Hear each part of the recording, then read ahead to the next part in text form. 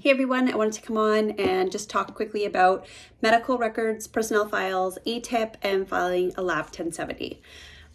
If you have an injury at work, illness, or psychological or physical injury, you need to fill out a Lab 1070. This is something that will go to health services. It also is helpful in the future if you ever have a VAC claim, because you can go through them and see the date that you filed and what the injury was, and it's proof that it occurred at work. Okay, so your supervisor, member supervisor, will fill out an employer report of workplace illness or injury, form 6583. The member will fill out a report of work-related illness or injury, form 6584. There's also a physician statement form, which is 4056. And all these forms need to be attached with a Lab 1070, which is filled out with a supervisor. And there's also report of work-related dental injury or illness, form 6582. And this can be really important, dental as well. I do know members who have had their teeth broken at work, and maybe it wasn't documented well, or what had happened, and now Veterans Affairs and the RCMP are coming back and saying, sorry, you had a crown once before. At one point in time it was gonna break, but literally, like, there's so many issues with the tooth, and it's like, obviously it was a result of work. So it's really important to have those forms completed correctly and detailed, and those all go to health services. Okay, so I mentioned to you guys about pulling medical files. That is with Occupational Health Services in E Division. You can get that, I guess, at Green Timbers. But what I mentioned to you is in emails, EDIV _ medical _ file room, and then it's the at RCMP, blah, blah, blah, blah. You guys got that one? Okay, so asking to seek a copy of, so your personnel file and your service file, and then there's your occupational health files. This is all I think that everyone should have a copy of. And I'm gonna give you some terminology that you can use when asking for that. So you say, I'm asking to seek a copy of my service file, personnel file, and occupational health file, regimental number, and I am requesting it to be supplied in a CD format. This is the one where I said it takes a really long time to get. It can take months. I think it's quicker if you're an EDIV and you actually go down to headquarters yourself and are willing to pick it up, but they can transcribe that onto CD format and they can send that to you. Okay, and then request from appropriate division. So how are you going to request this information? You're going to request it from the appropriate division.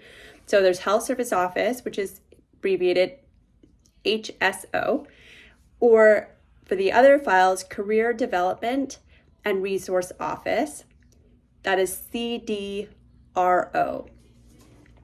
Someone at your detachment should be able to put you in the right direction to get this, but there is nothing wrong for you guys receiving these and reviewing them.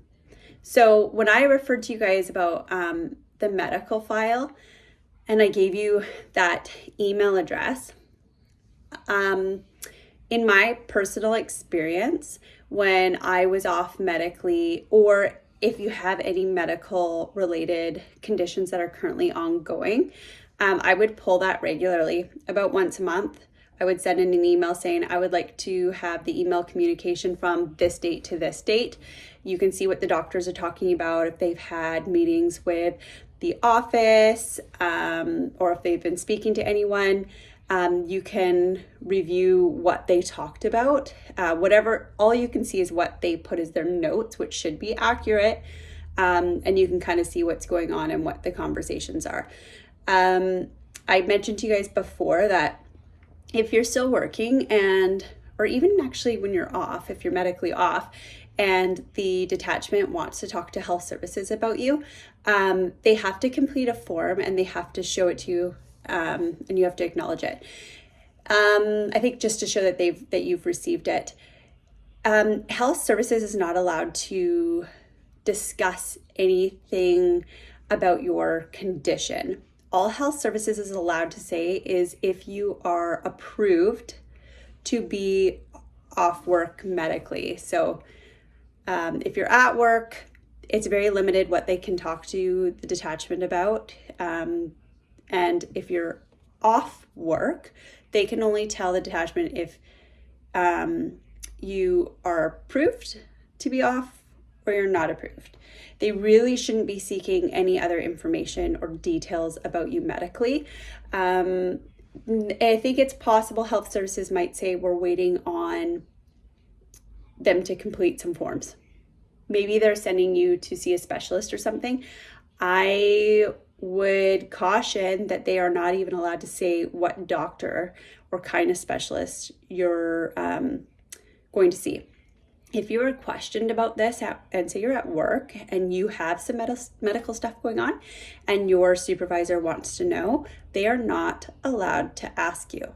You can direct them to speak to health services. So if they say to you, hey, what's going on? I want to know what's going on with this medical stuff or where you're at. You can say you may reach out to health services, but they're not allowed to ask you that.